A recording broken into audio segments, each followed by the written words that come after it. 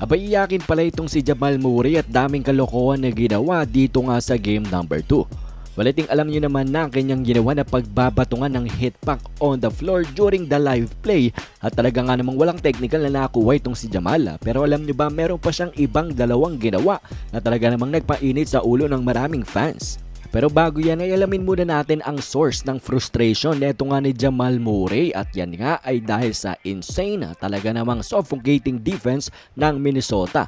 At unahin natin ang unang play na ito mga idol kung saan sa first round ay ito nga ay talaga namang ang kumitil sa Lakers. Every time na i-double team nila itong si Jokic ay laging ang nakaka-layup itong si Murray pero this time abay hindi na yan ang kaso. At talaga nga namang great defense ang ginawa ng two Wolves player. Anong klaseng tira ang ginawa ni Murray doon? And then dito naman si McDaniels ang bumabantay sa kanya pagkahaba-habang player and then pick and roll nila ni Jokic. Abay pagkahaba-habang player din ang kanyang nakasalubong kaya naman ganito ang nangyari sa kanyang 3-point attempt. At pagdating naman dito mga idol, handoff nga nila ng kanyang partner Lamon dito kay Nasrid.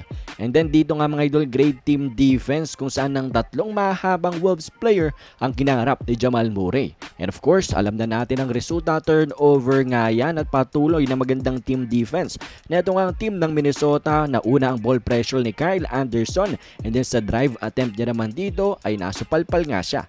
At sa pick and roll naman nila ni Jokic ay another great and amazing team defense ng Minnesota Timberwolves. Sinaraduan nga ng pinto itong si Murray sa kanyang pag-drive. Nagresulta yan sa bad pass, turnover nga para sa kanya.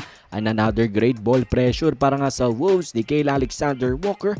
At pagkatapos niya mga idol, binigay niya na kay Edwards ang responsibilidad na pigilan si Murray. At tumulong pa si Karl Anthony Towns, another miss para kay Murray. At sa laban nga ay grabing 3 for 18 ng kanyang shooting sa field. At talaga nga namang very physical defense ang nilalaro ng Wolves player dito nga kay Jamal Murray. Kaya nga sobrang nag-struggle siya at kaya nga na-frustrate siya at binato niya ang hit pack sa floor. Pero hindi lamang yan mga idol lang dahil nahuli nga rin itong si Jamal Murray in the middle of the game na nagma-money sign nga daw. Parang pagsasabi niya nga na bayad ang mga referee kaya naman they are letting the Wolves players get away with a lot of fouls sa kanya.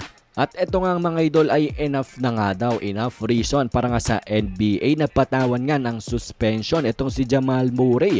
Game 3 suspension at yun ay talaga namang napakalaking problema sa team ng Denver Nuggets.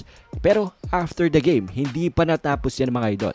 Na dahil sa balitang ito ay si Jamal Murray daw ay umalis na rin ang arena.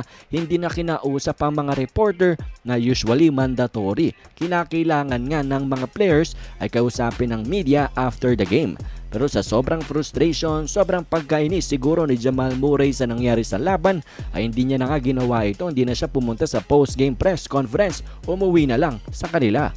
Anyways mga idol, ano bang masasabi nyo dito? Anong inyong opinion? At yan ay komento nyo lamang sa ating comment section.